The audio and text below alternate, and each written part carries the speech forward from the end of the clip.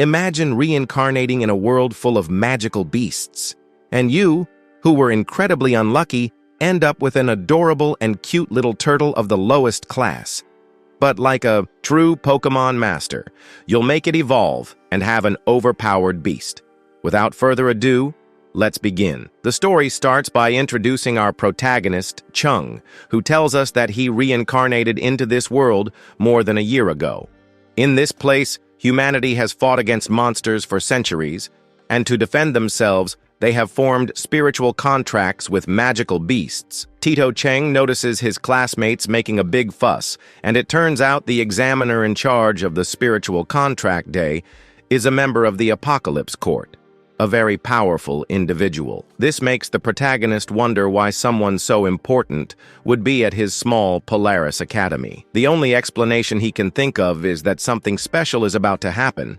Still, he doesn't care, and the reason for that is he reincarnated as a weakling with no talents or abilities, and not even a system to assist him. Therefore, even if the Apocalypse Court is here to recruit, such an opportunity has nothing to do with him. To survive, the only thing left for him is to form a contract with a magical beast, though his spiritual power is pathetic. The higher it is, the better the chances of contracting high-level beasts. Given all this, he has already resigned himself to the idea that greatness is not for him, and certainly, he is not the protagonist of this story. Suddenly, a man and a talking bird enter his classroom, and the bird orders them to quickly head to the campus. They all comply, of course. A few minutes later, Tito Cheng realizes it's time for the spiritual contract, and he notices that there are several magical beast eggs of different sizes and colors on the platform, waiting to meet their new owners. Suddenly, the examiner, named Chao, summons her fire phoenix. The majestic creature blesses everyone, slightly increasing their spiritual power. All the students thank her because it will help them awaken powerful beasts. Without further ado, Chao tells them to line up and take turns forming their contracts. She encourages them, saying the results will depend on their efforts. Back to Tito Cheng, we see he is last in line and hopes not to end up as a joke. The first to go is a boy named Leon. He sits on the platform and focuses on establishing a spiritual connection with one of the eggs.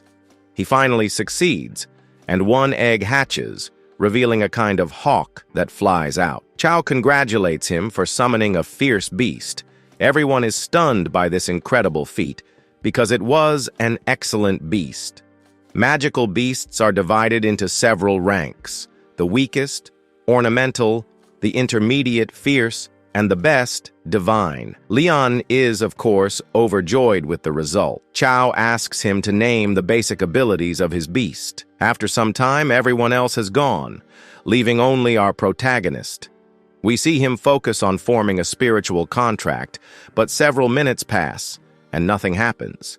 He stands up and tells the examiner that he doesn't sense anything. She's surprised there are still people with such weak power. Being kind-hearted, she tells him to try touching the egg. Tito Cheng feels terrible because it's so humiliating, but he complies and notices a small egg. For some reason, as soon as he approaches it, the egg lights up and he touches it with his palm. To facilitate the spiritual connection, the examiner blesses him with her phoenix. Suddenly, the egg emits a powerful ray of light, leaving everyone astonished. Impacted by such power, they couldn't believe that this loser managed to acquire a first-level beast. We see how little by little, the egg begins to hatch, and a few seconds later, a small and cute little turtle emerges. Chao mentions that he has awakened an ornamental beast and asks him to tell her its abilities. His companions, who overheard, burst out laughing because that creature was pitiful. Tito Chen, upon analyzing it, falls into deep silence and then mentions that its only ability is defense. Chao is surprised because ornamental beasts usually have at least 2 abilities, but his doesn't. Our protagonist was aware that the ornamental class had limited strength, and with its defensive capacity, he wasn't even sure it could withstand a hit from a little girl. Even a chicken was stronger than it, and he began to despair over his bad luck. Suddenly, 3 small rats told him not to be pessimistic because his beast was defensive, and as they knew, The pain was shared between the pet and its owner, so he shouldn't worry. But they were saying it sarcastically and laughing behind his back. Tito-chan knew there was nothing more to be done, but didn't blame the little creature at all. After a while, Chow congratulates everyone on their graduation and informs them that from now on, they will enter the Northern Combat Zone to train there. On behalf of the Apocalypse Tribunal, she wishes them good luck. Everyone starts murmuring, saying that place is very dangerous, and they couldn't believe they were being sent there as rookies. The BFU reassures them, saying they won't be sent to the front lines. Besides, there's only a small amount of danger. But if anyone is afraid, it's fine, and if anyone wants to desert, they can do so right now, though they'll have to leave their contracted beast. Our protagonist was aware that every year after winter, for 1 or 2 months, monsters entered a frenzied state, forming large hordes. And with Tortul's strength, it was practically like having a VIP ticket to meet St. Peter. It was way too soon for him to meet Jesus. So he was seriously considering quitting. Just as he was about to say so, a message welcomed him to the beast system and showed him Tortul's stats and abilities. He realized it had 6 points, and as if that weren't enough, it also displayed the levels and ranks of other magical beasts, such as Chow's Phoenix, which was level 50 and of ferocious rank. For the first time, our protagonist saw a ray of light in his new life. He knew that with this, he could make the little creature stronger, and to level it up quickly, he'd have to feed it well. The ideal place for that was in the Northern Zone. We see that he spends his 6 points on improving its defense further, which would give them a better chance of survival. Suddenly, a giant bird appears above them. The waifu asks them to get on because they will leave immediately. A few hours later, they arrive at the Imperial Army camp in the Northern Zone.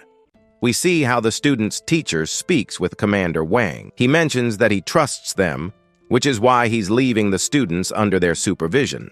The protagonist, who overheard everything, understands that their job will be patrol duty. Commander Wang calls out 4 names, including Tito-chan. He tells them that from now on they will be a group under the orders of Captain Jing. All of them acknowledge this. Captain Jing, without hesitation, tells them that during patrol duty, their only task is to ensure that no monster crosses the wall, even if it costs them their lives. He warns them that during this time, if any of them engage in fights for personal reasons, especially over a woman, he won't hesitate to throw them outside the wall to feed the monsters. Before departing, he orders them to get acquainted, since they will be a team from now on. Tito-chan greets a blonde girl kindly, and it turns out she was the goddess of their school, named Liang. She, being very sweet, shakes his hand. The little rats notice this and become envious. After some time, Captain Jing tells the group that patrol duty is crucial for protecting the wall from monsters, and that they shouldn't be overconfident because the monsters can appear at any moment. They ask why he says that if the area is completely empty and they could easily detect them. He explains that monsters are skilled at hiding, especially during the frequent storms. That's why he advises them not to let their guard down and to keep their eyes wide open at all times. Nervously, they assure him they understand. Jing gives them another tip. Due to the intense storms, it's impossible to see their footprints, but the monster's scent doesn't fade. That can help them to flee or detect them better. The protagonist notices that the captain has stopped, and as soon as he looks in his direction, he shouts that there's a monster. The others, scared, ask where. Lian quickly points with his finger and yells at them to be careful because it's a snow leopard. Captain Jing takes the opportunity to tell them this will be their first test, and that he will only intervene if they are in danger. Curious, he asks who will be the brave group to start. We see a small group trembling with fear. But the waifu isn't fazed and goes to fight alongside her friend Kion, who is like a kind of raccoon, but is far from harmless, because he has long, sharp claws. He injures the leopard's paw and tries to inflict more damage, but the creature evades the strike and fiercely lunges at the waifu to take her down. She has no time to flee, and even less so for anyone to reach her to defend her. Nervously, she doesn't know what to do. Captain Jing, observing the entire situation, knows it's time to intervene. But just as he's about to act, he notices someone else is already rushing to help her. It's obviously our protagonist. He throws what looks like a Pokeball, releasing the adorable Tortul, who flies at full speed, Fast and Furious style, arriving just in time to protect the waifu. Tortul activates his shell defense, sending the leopard flying to the other side. Unfortunately, both Tito-Chen and Tortul are seriously injured in the process. As we know, the damage is shared between them. Chen, barely managing, picks Tortul up in his arms but can't take even a single step further. The captain watches the battle in awe. Yang, knowing it's all her fault, furiously orders Kiun to finish off the horrible creature. He obeys and lands a fatal wound on the beast's belly. The creature, pained, flees quickly. The waifu, however, refuses to let it escape and tells Kiun to follow and finish it off. But it's no use. The snow leopard is cunning and evades the attack, escaping again. Leon realizes it has gotten away. Suddenly, the other group members join the show. The boy sends his wind owl, and the girl sends her flower beast.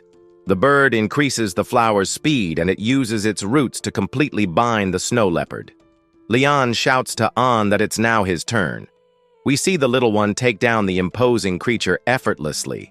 The boy in the hat, named Fang, tells Leon that her pet is amazing because it only needed 2 attacks to take out the monster.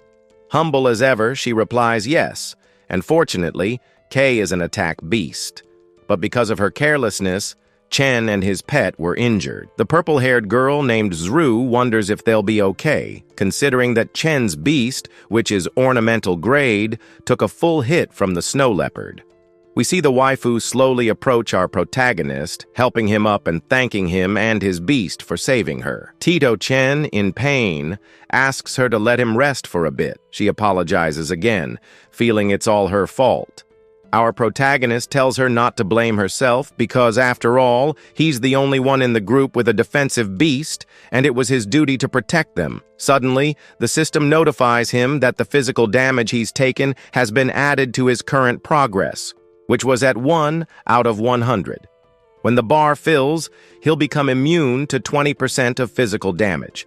After taking damage 1,000 times, it'll increase to 30% and so on. In essence, he'll gradually become immune to magical, spiritual, poisonous, and other attacks. While this is great because the damage won't affect him, he realizes that if he doesn't find a way to deal damage in a long battle, his opponent could simply defeat him.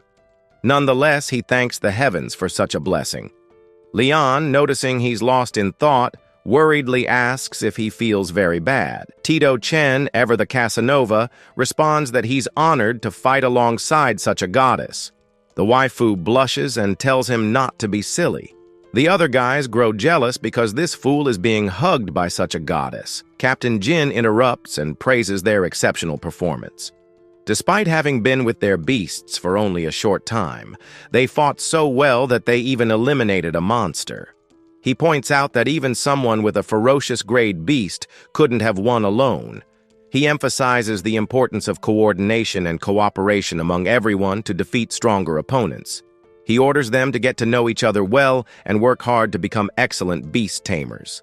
Suddenly, he senses a strong presence in the distance and tells the group it's time for a rematch. The others wonder what he's talking about. Leon mentions that he read as a child that low-level monsters always travel in groups, so the snow leopard can't be alone. All of a sudden, they hear the howling of a large wolf pack approaching. Fang shouts that the snow leopard was part of the wolves' vanguard. Captain Jin agrees and, like a dog, starts drinking, mentioning the importance of teamwork, but above all, the need for a warrior's brave heart that doesn't fear the enemy. He wishes them luck. The group is in shock, frozen in place. The only one who steps forward like a true alpha male is Tito-Chen. The waifu shouts that he's crazy and asks if he hasn't realized his wound hasn't healed. Our protagonist, unfazed, yells that he's the only one with a defensive beast, so he must do something. The reason he's acting so cool is because of the damage reduction he'll gain from receiving attacks. Thanks to such talk, waifu is impressed by his bravery. Even the cute Zru thinks he is someone so admirable. Her brother, who was Fang, asks her since when she started speaking well of others. She doesn't respond at all and tells everyone if they're going to hide like cowards while Chen fights alone. The others agree and shout that it's time to show what they're made of. We see how all the boys join the fray. Without further delay, the battle begins, and we see how Tito Cheng uses the Tortle Shield to block the wolves' attacks. Pang and Zru help him eliminate them with their pets. The others don't lag behind either. Chung was aware that the horde was dwindling, but there were still plenty left, and it wasn't time to rest. Liang takes him by the shoulder and tells him he has done enough, and to leave the rest to them. Our protagonist refuses, because if he keeps staying behind, how will he become stronger? She understood how he felt, and simply told him to go together. He says, "Ceasus," and they fiercely charge at the beasts to deliver the final blow. 3 Doritos later, we see they managed to take down the pack, and Chung is very happy because he gained a 20% damage reduction thanks to the hits he received. Lee notices he is very tired and covered in wounds, and with a warm smile, asks him not to overdo it, to drink this to relieve his body's pain, and to see it as a form of gratitude for saving her. Tito Cheng, curious, asks what it is. Fang tells him he's stupid or what, that it's a very expensive potion, and that he should dedicate his life to her. His sister Refua yells at him to shut up and stop joking around. Chung thanks her for it and knows he needs to drink it, because otherwise he wouldn't be able to walk. Captain Jing congratulates them on their excellent work and mentions that Liang will lead the patrol team. Fang asks if he won't be giving them orders anymore. Tito Jing says, "Ceasus," but that he simply thinks it's better for them to have a leader among themselves. Suddenly, everyone hears a deafening roar. Captain Jing asks them not to get nervous, saying it's just other captains fighting. Tito Cheng, who wasn't stupid, knew he was just trying to calm the situation, but it was pointless because the roars didn't stop at all. In the distance, they see a fierce battle between some captains and a massive snow gorilla. The imposing beast ends up taking one of them down. Captain Jin gets nervous because that fierce-grade beast meant a monstrous tide was approaching. Chung quickly checks the beast's stats and is greatly surprised. It's level 40, but, above all, an elemental ice-type monster, which he knows is absolute madness. Captain Jin knows the situation has become extremely dangerous and tells the kids that practice is over.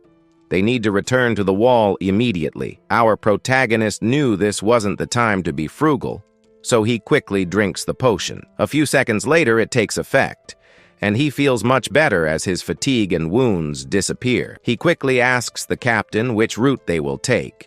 He tells them the main one, but they need to get there as quickly as possible. He gives a loud whistle, and his crimson lion appears, ready to go. Captain Jing orders them to follow him. Of course, all the kids obey. And as they run toward the wall, the system informs Cheng that he unlocked a new ability called Counter Barrier, which forces the target to attack the user, granting 70% protection against physical damage and, if that weren't enough, it can return 50% of the target's attack. Chung knew this was fabulous because it not only provided protection but also damage, though it had a condition for use. Suddenly, some wolves block their path. The imposing Crimson Lion ferociously pounces on them.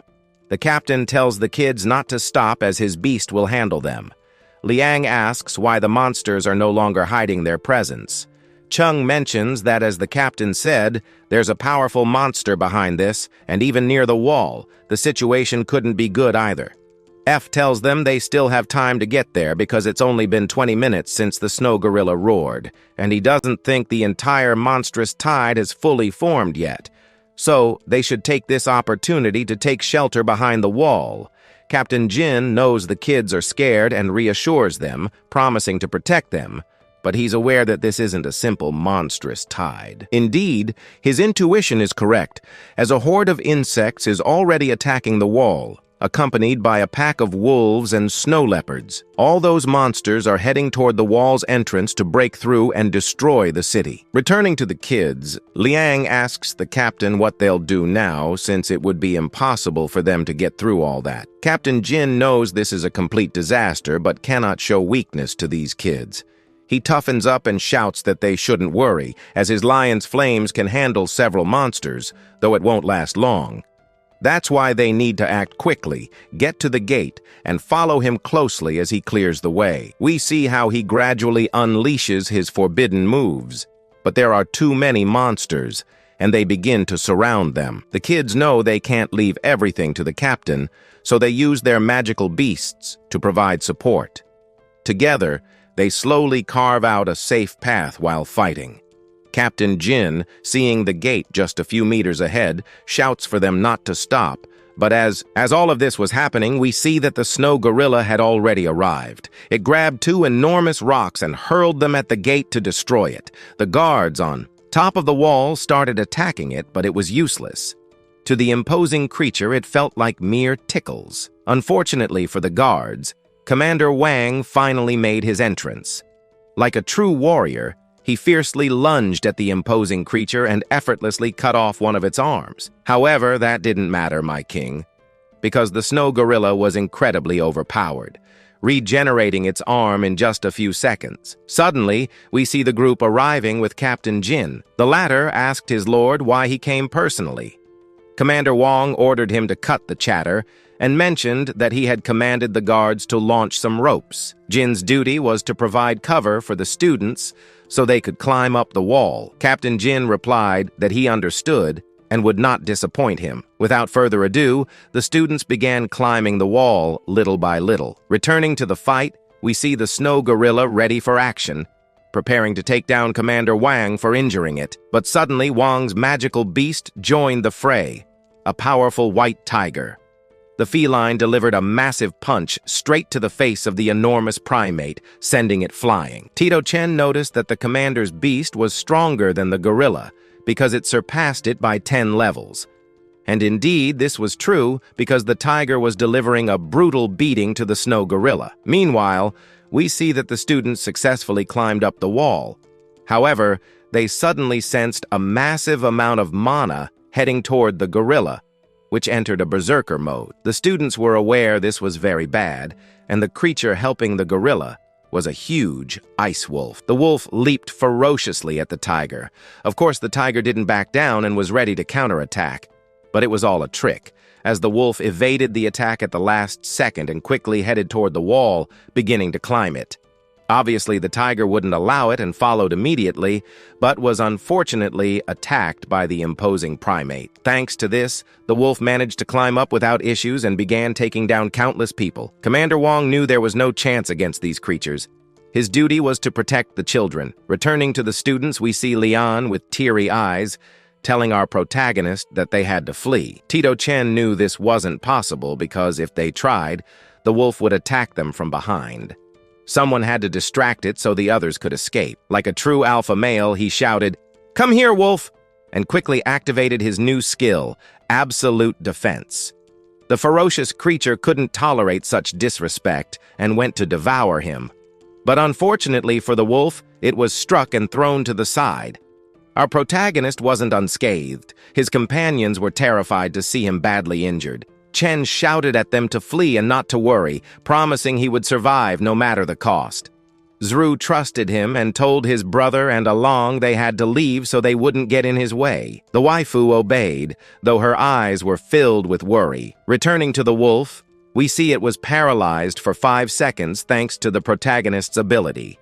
The guards weren't ignoring him. They were just focused on annihilating the swarm of flying insects. The ferocious creature returned to normal, activated its berserker mode, and showed its might with a great roar, scaring Torture. Tito Cheng reassured him not to fear because he would always be by his side. Torture gained courage and, of course, helped his leader.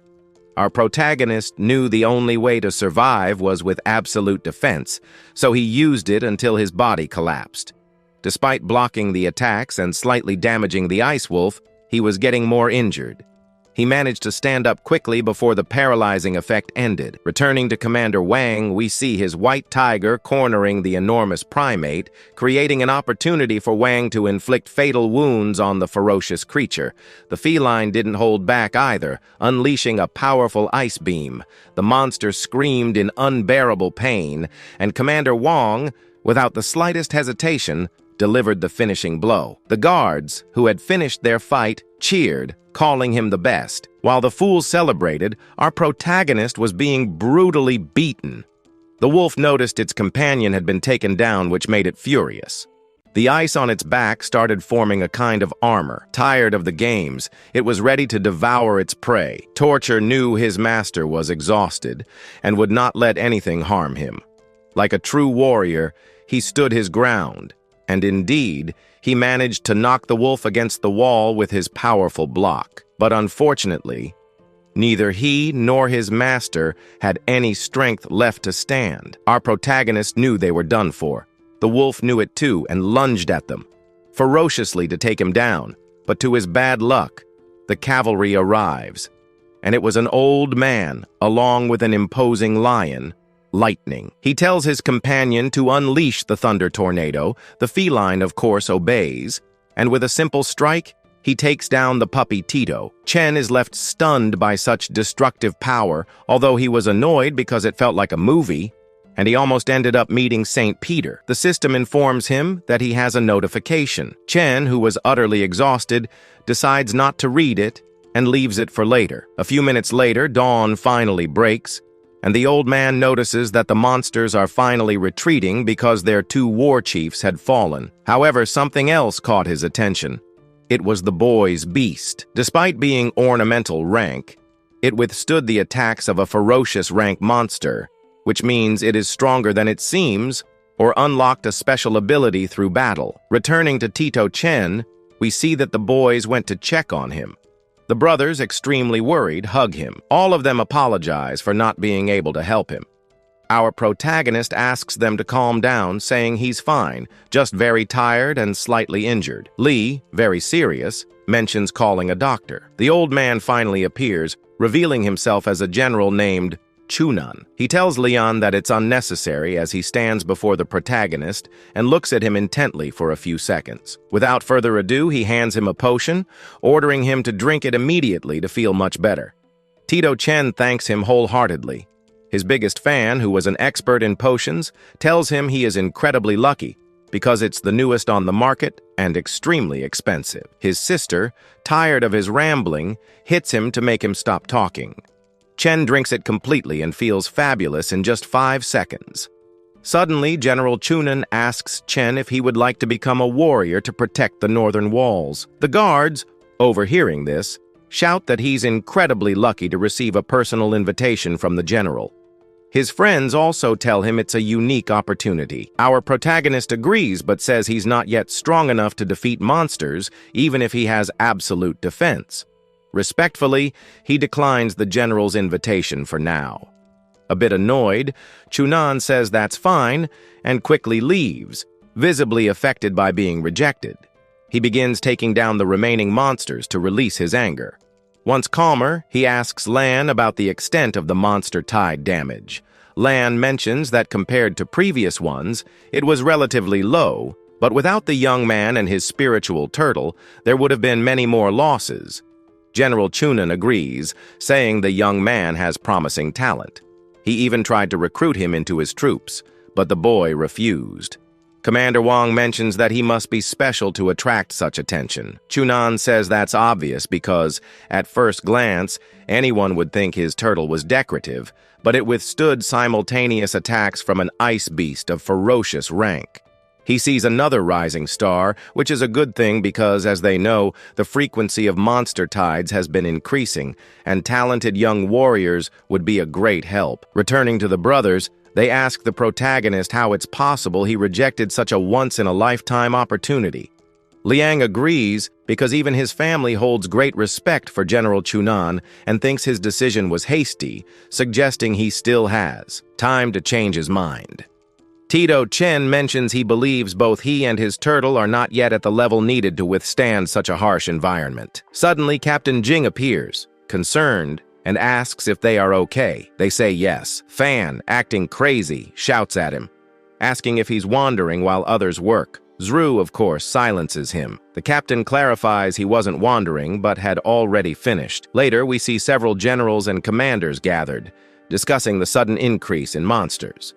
They are aware of their duty to prevent these creatures from breaching the walls, even if it costs their lives. Meanwhile, Commander Wang mentions that over 300 lives perished, fighting valiantly to keep the people behind the walls safe. He notices their nervousness and shouts that this is war, and if they're not ready for it, they'd better leave now and go find their mommy. Finally, they head back to the academy. While the protagonist boards the bird, he becomes aware that at first he felt like a nobody and wasn't very interested in this world, but for some reason, he now feels the need to protect it. The following morning, we see him waking up with his adorable turtle and also having a breakfast of delicious instant noodles, which of course he loves because...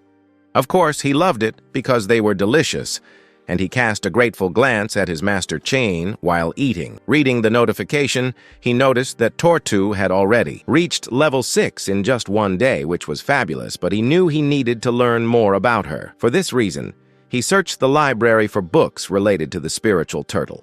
But since her level was very low, there was little information available. He soon realized that the best way to level up was by facing monsters or pets of the same or higher level. Tito Shen knew he had made a mistake by rejecting General Shunan's offer because he could have learned a lot there. Suddenly, he noticed that Tortu took a sort of poster from the book, and upon reading it, he remarked that she was a genius. At nightfall, we see that Tito Shen was fully bundled up, and the reason for this was twofold. First, it was raining, and second, he was hiding Tortu because, in the city center, there were many pet thieves who sold them on the black market. The reason he went out at night was to visit the Adventurers Association, which was the ideal place to become stronger.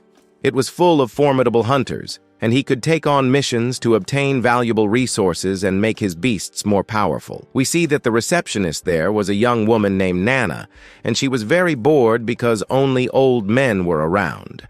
However, she was surprised to see our protagonist, as she could tell he was such a young boy. He mentioned that he wanted to join the association, and she said, "Of course," asking for his identification. She took it and started registering him in the system, but was surprised to see that his pet was very beautiful, despite being level 6 and ornamental class. The men in the place, upon hearing this, began to laugh because they thought it was pathetic. Our protagonist didn't care. Nana asked him to show his pet.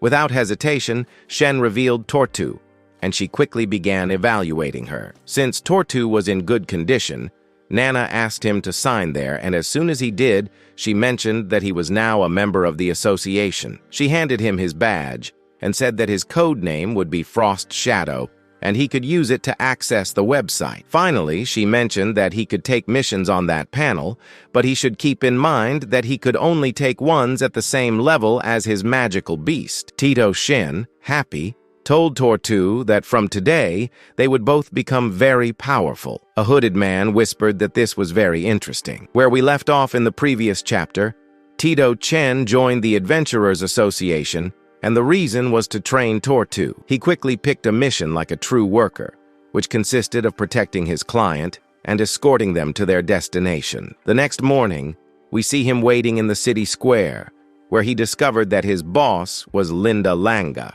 However, she didn't know he was the protagonist because he was disguised. For some reason, he decided to keep his identity hidden. When the two met, she asked him to wait a moment because her friend was coming. Tito Shen noticed an imposing woman approaching, exuding a powerful aura. Suddenly, she hugged Lee, and it turned out she was her friend named Link. She told Lee that she hadn't mentioned wanting to work alone. Gufu explained that she hadn't because she wasn't strong enough, which was why she hired a companion. Furious, Link shouted if he was reliable. Leon responded that he was because he was from the Adventurers Association. Link complained, questioning whether he was strong enough for her. Leon, knowing she was very stubborn, said yes, and that she only wanted more security. Link eventually agreed and asked what his code name was. Our protagonist mentioned it was Frost. Without further delay, she introduced herself and commented that they were heading to the Northwest District. Tito Shen said he understood. After a while, we see that the guard watching the port let them through without issue because he was friends with Link. After walking for a while, Leon commented that their destination was the military camp at the edge of the forest. They agreed, and Link, curious, asked the protagonist how skilled he was. He didn't answer, instead mentioning that something was approaching. The Vifu also noticed it. Suddenly, a group of rats emerges from the ground. Ling, without hesitation, says that she will handle this, and we see how she summons her magical beast from a bracelet. Tito Zen knew that bracelet was very expensive, but great because it not only stored her pet, but also helped evolve and heal its wounds. He promises that in the future, he will have the beast. The beast of Yu was a boxer kangaroo of fierce class and bronze level, and we see that it was very strong because with a single blow, it knocks down the rats literally. Ling, super proud of herself, yells to Leon, asking if she isn't trustworthy. Ifu answers yes, but asks her to stop acting like a child. Ling doesn't pay attention and tells the protagonist that it's good because he detected the monsters before her, although if she had detected them later, she would have defeated them. She tells her friend that with her, it's enough, and she's just wasting money. While they argue, Shen hears a loud noise in the distance. Ling also hears it, excited, and shouts for them to all go together to see it, running quickly towards it. Ifu knew that she was practically a child because she does whatever she wants. They finally arrive at the location and discover that the sound was from a group of blood moles eating a huge python. Although they were low-level due to their yellow spots, Ling ignores the plan and rushes to fight. This, of course, puts Ifu at risk, and we see the imposing kangaroo start to beat up the moles. The monsters, frightened, begin to run away. Ling wouldn't allow that and starts chasing them to defeat them. Ifu mentions to the protagonist that they must catch up with her before she enters restricted territory, but it was too late because there was a warning posted on a tree. After a while, they end up losing Tito. Shen mentions to Ifu that the best option is to leave this zone because it's too dangerous, and they're not familiar with the area. He's sure Ling is fine because she's very strong. Leon refuses because she's very worried about her friend. Shen mentions that he understands her concern, but his job is to protect her and take her to her destination. She tells him she understands, but asks him not to call or send a message to inform her. However, when she looks at her phone, she realizes there's no signal and starts praying for such bad luck. While she walks, worried, we see Ling enjoying herself fighting and coming back with the boys. Just as they were about to leave, they are suddenly attacked by a huge snake. Tito Shen quickly summons Tortu and activates his absolute defense, barely managing to block the fierce creature's attack. As we all know, this ability deals 50% damage to the beast and paralyzes it for 5 seconds. The system notifies the protagonist that he has obtained 100 resistance to poison. Tito Shen knew that the venom was dangerous and shouts to Leon that they need to leave immediately, because if not, they will be in serious trouble, and the snake will poison them. She obeys, and they start running. But while running, she realizes it was Tortu, which meant that this boy was Shen. She wonders why he hides his identity, but knows he must have a good reason for it. A few minutes later, she asks him to wait a moment because she needs to rest. He says that's not possible because the snake will catch up with them, but he can try to merge with his pet and use its power to resist and run a little faster. She thanks him for the idea and quickly asks for strength from Kana. He, of course, agrees. They continue running towards the exit of the forest. But to their bad luck, they encounter the imposing snake again. The snake definitely wouldn't lose its delicious food. Shen, undeterred, faces the beast like a true alpha male and blocks its attack with his absolute defense. Unfortunately, the creature ends up poisoning Tortu. As they are one, he also gets poisoned. To make matters worse, an eagle also joins the fight. Tito Shen knew that if they stayed there, they would be in serious trouble. So he grabs Ifu's hand and tries to flee as quickly as possible while running for their lives. Leon realizes she finally has signal and tries to contact Ling, but can't do so because the huge snake won't stop chasing them until it devours them. Shen yells to Leon to run and not worry, that he would buy some time, and begins a fierce battle against the imposing creature. She, scared, yells for him to be careful, as the eagle also joins the fight. Fortunately, the protagonist manages to block the attack at the last second, and thanks to that, The bird falls to the ground due to the stun. Returning to Tito, we see he was applying the forbidden steps and giving the huge creature a tremendous beating until finally it couldn't get back up. Tito Shen knew that at this rate he would fall because Tortu couldn't take it anymore, just like him. But fortunately, Leon says she's done and will lend a hand. We see how she ferociously attacks the reptile and, with her claws, injures the creature's eye. Shen yells for Tortu to put up a shield to protect them from the venom. He obviously does what his boss commands. We see Lian take advantage of the fact that the snake was stunned, and with her lethal claws, she delivers the killing blow. In the process, our protagonist, exhausted, collapses on the ground and knows that he needs to stop the venom at any cost. Unfortunately, he has no antidote. However, blessed by Ifu, who was super nice, she gives him a potion. Tito Shen thanks her from the bottom of his heart and takes it secretly so she won't recognize him. In a few seconds, his body already feels lighter. Leon sits beside him and asks why he hides his identity. Besides, with his strength, she's sure he'd make more money at the front lines than doing missions. Tito Shen is surprised because he knew who she was and says that, of course, how could he not recognize Tortu and her way of fighting? Our protagonist says he's fine and mentions that maybe he will consider the army in the future, but for now, he wants to explore the world and make some money. She tells him that's fabulous and thanks him again for saving her.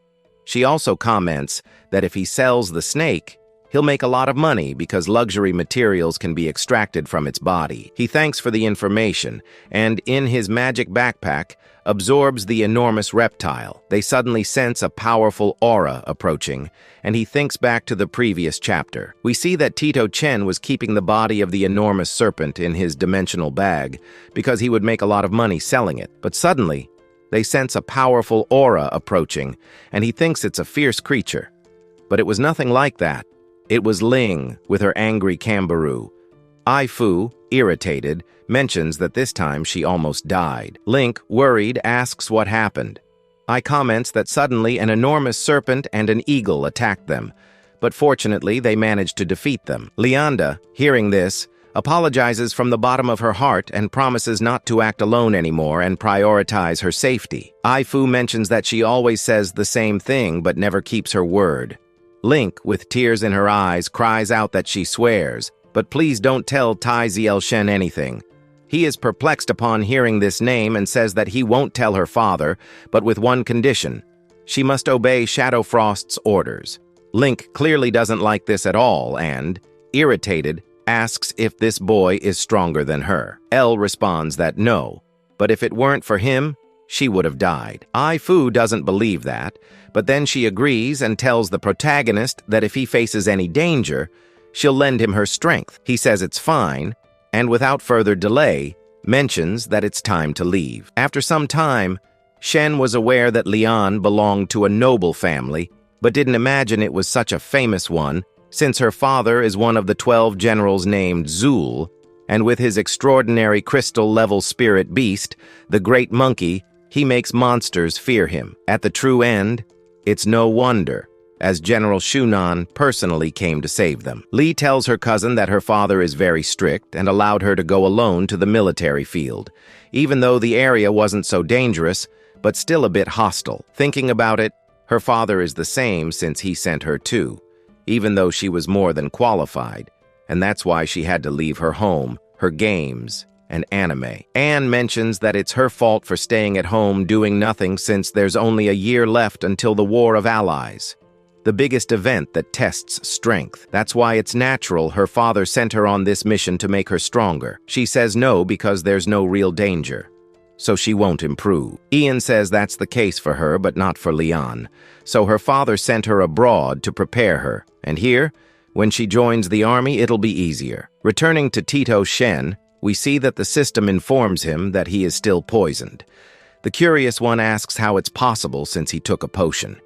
It mentions that sometimes antidotes aren't effective. Shen knew this was very dangerous and needed to hurry to reach the field before it worsened. While they were walking calmly, Ling eliminated monsters with ease. After a few hours, they finally reached the destination. Our protagonist was impressed with the place, as it was as imposing as the Murala. A man tells him that he has a good eye and comments that the Alliance provides its best first-level equipment depending on the level of danger. The man cordially greets Leon and reveals that he is her uncle, named Lin, and Link's father. As a knight, he mentions they must be tired and asks them to rest, even though the campaign isn't so pretty inside. Ai Fu tells her uncle not to worry because she's fine. He thanks her and mentions that her father has excellent judgment about her. He comments to his daughter that it must have been hard to leave home. She is perplexed by what he said and asks him to follow her outside. While they talk, we see Leon take a strange stone and tell Shen to take it, because she's sure it will be very useful to him. Our protagonist knows that it's very valuable and thanks her for the gesture but cannot accept.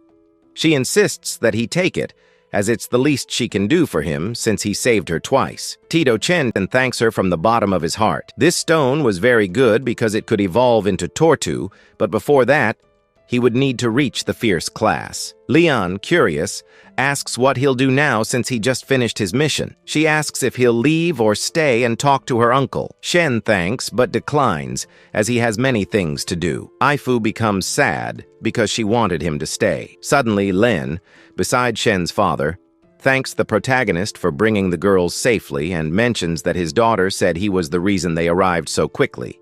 Curious, he asks for his name. Tito Shen introduces himself, and Len responds that he was simply fulfilling his duty. Without further ado, he says it was a pleasure, but that he must leave. Len then says that he will no longer bother him and wishes him a safe trip with the girls. He asks Liam how powerful this young man is, and she tells her uncle that he is very talented because, despite having a decorative beast, he managed to defeat a giant serpent. Len comments to the two that this is very surprising and terrifying because it means he has already transcended 2 realms. Returning to our protagonist, we see he was training hard, because on the way back to Morala, he was facing many low-level monsters. However, so focused on this, he forgot he was still poisoned.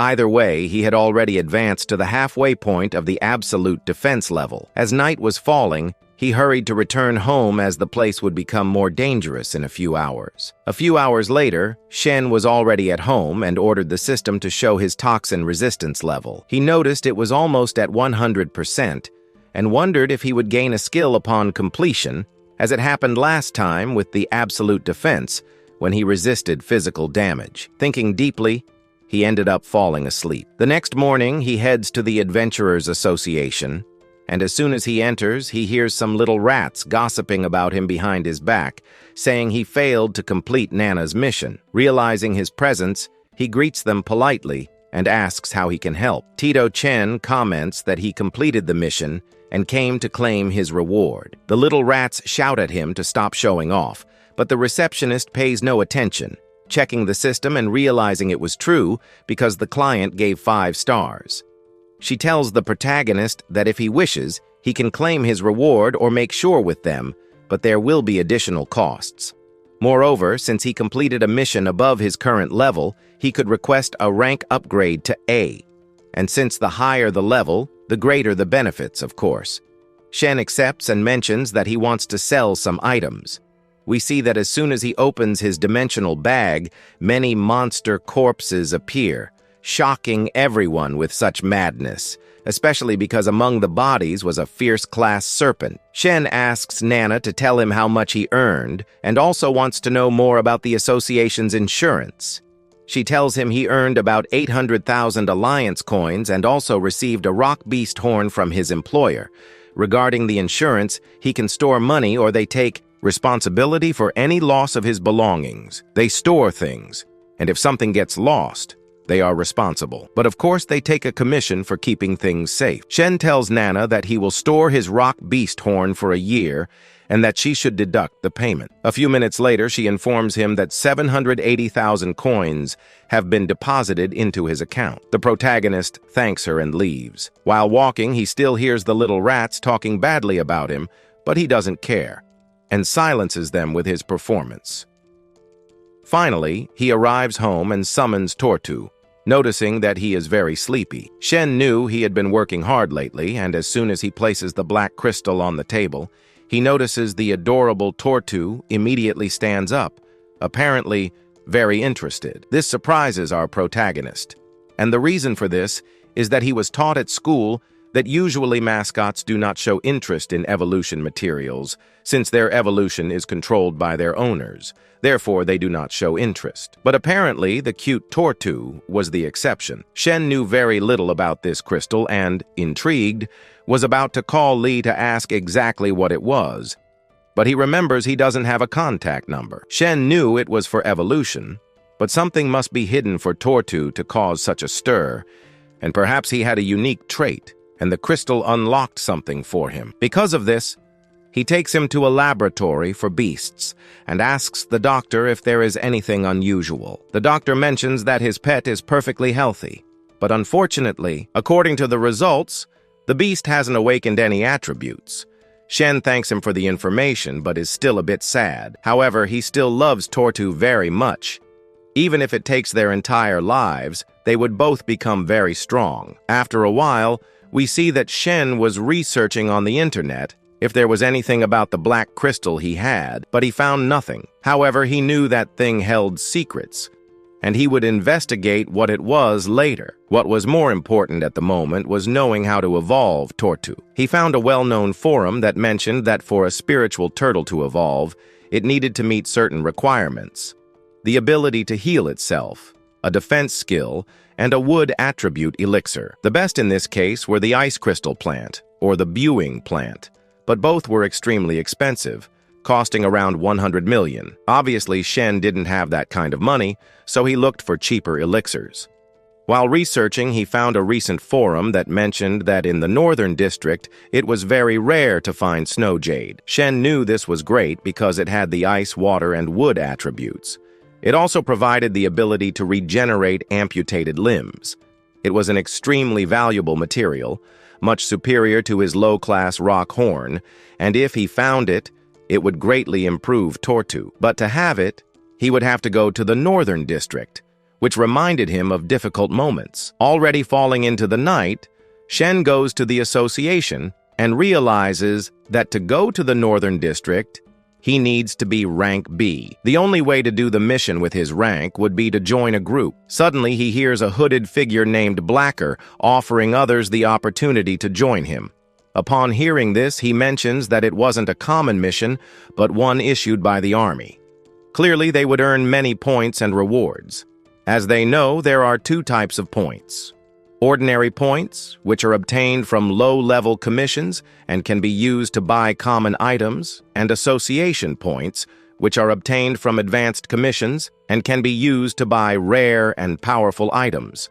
The guys, already terrified, scream, asking if he is crazy or doesn't know that in the northern district there are monstrous seas, and they leave angrily at such a foolish offer. Black Hod tries to convince someone to join him but walks away. Shen notices this and follows him. He was going to ask to join, but when noticing his presence, Black Hod gets irritated, stops, and screams, asking why he's following him. Our protagonist, without hesitation, mentions that he wants to join the group. He responds, saying that he's just a novice, and Tito Chen, not intimidated, shouts that he should prove his strength. Black Hod agrees, but to join he must withstand 3 of his strikes and summons his magical beast, a fire monkey named Dom Teet. Shen realizes that he is from the fierce class and level 35, and without delay, summons Tortu. The guy starts laughing when he sees him, asking why he wants to join him if he will end up getting hurt. As everyone knows, Tito Shen doesn't get intimidated and shouts that if he's afraid, he isn't. This infuriates Black Hod, who orders Donkey to attack. We see the huge fire monkey fiercely advancing towards him, but Tito Chen blocks it with his absolute defense, although he is surprised that he wasn't stunned. Black Hod orders Don to retreat and tells Shen that he doesn't know how his beast managed to withstand it, but he realizes he has some skills. However, he thinks it's best to end this once and for all and orders Dom to show what he's capable of. We see the huge primate disappear instantly from the protagonist's sight, and when he realizes it, the monkey is by his side. Shen barely manages to block, but in the process, his shield breaks, although he wasn't touched, which validates his block. Black Hod recognizes that his defense is very good, but still needs to withstand the last attack. He tells Don that it's time to show his most powerful attack. Shen, quickly, along with Tortu, assumes a defensive position, and we see the imposing primate running fiercely towards them while his hand exudes a powerful fire attack. The young men, like true warriors, prepare to resist, but the attack is so strong that an enormous explosion occurs. Some police officers notice and prepare to go there to stop the ruffians.